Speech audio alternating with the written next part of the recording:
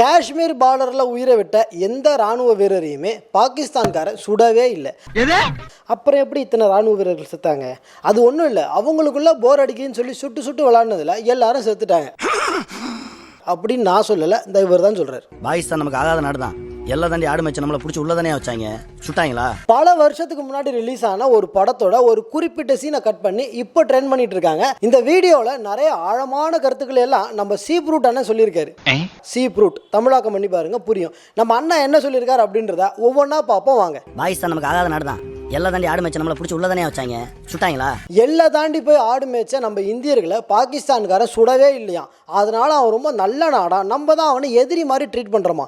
அப்போ இந்த Pulwama attack, Mumbai attack இதெல்லாம் அவன் தீபாவளி செலிப்ரேஷனுக்காக பண்ணதா இருக்குமோ?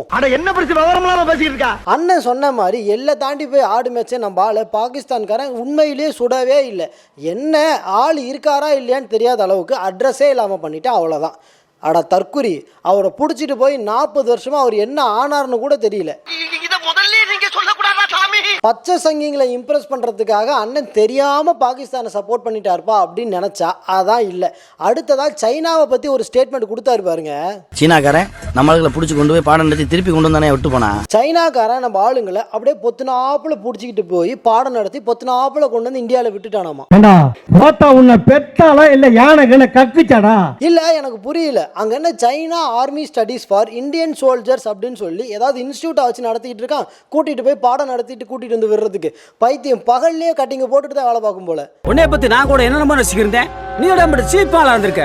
அட சைனாவையும் பாகிஸ்தானையும் சப்போர்ட் பண்றத கூட கழுதையை போய் தொலைதுன்னு விட்டுறலாம். ஆனா எவ்வளவு நேக்க தீவிரவாதிகளை சப்போர்ட் பண்றாரு அப்படின்றத கொஞ்சம் பார்த்துட்டு வாங்க. நீங்க பெரும் கூட்டம் சேர்த்தா போராட்டம், நாங்க சின்னதா கூட்டமா சேர்ந்தா தீவிரவாதம் முத்திர குத்துவீங்க. நாம பெரிய கூட்டமா சேர்ந்தா போராட்டமா, இவரு சின்னதா கூட்டமா சேர்ந்தா தீவிரவாதமா? கொய்யால கூட்டம் சேர்றவனும் கூட்டத்துல குண்டு வைக்கிறவனும் ஒன்னா? பயப்புள்ள எவ்வளவு நேக்கா கோத்து விடுது பாத்தீங்களா? குண்டு பயப்புள்ள எப்படி கோர்த்து விடுது பாரு. இவ்வளவு நேரம் பாகிஸ்தான்காரனையும் தீவிரவாதியும் புகழ் இரு, பாகிஸ்தான்காரன் தீவிரவாதி ரெண்டும் ஒண்ணு தானே, நான் ஏன் தனித்தனியா சொல்லிட்டு இருக்கேன்? ஆமா, மறந்தே போச்சுடா. பாகிஸ்தான்காரனை இவ்வளவு நேரமா புகழ்ந்து தள்ளிட்டு டக்குன்னு ஒரு செக்யூலர் டயலாக் அண்ணன் எடுத்து போட்டாரு பாருங்க.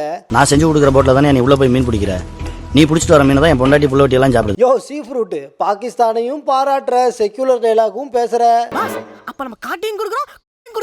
இதுல என்ன காமெடினா, இவ்வளோ நேரமா பாகிஸ்தானை பத்தி பேசிட்டு டக்குன்னு பக்கத்துல இருக்கிறவரை பார்த்து நீ பிடிச்சிட்டு வர மீனை தானே பாய் நான் சாப்பிட்றேன் அப்படின்னு சொல்லி ஒரு டயலாக் வேற.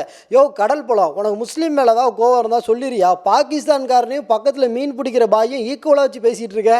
ஆனா ஒண்ணுடா, உன்ன மாதிரி ஆளுங்க தாண்டா என்ன மாதிரி அப்பாவீங்களாம் பிரெயின் வாஷ் பண்ணி மனித வெடிகுண்டா மாத்தி விடுறீங்க. இவ்வளோ நேரமா பேசுறதெல்லாம் பேசிட்டு இந்த கொடுமை வேற எந்த நாட்டிலுமே நடக்காது அப்படின்னு ஒரு டயலாக் வேற. அதான் நடக்காது இல்ல, அப்புறம் என்ன பெட்டி படிக்க கட்டிட்டு கிளம்ப வேண்டியதானே.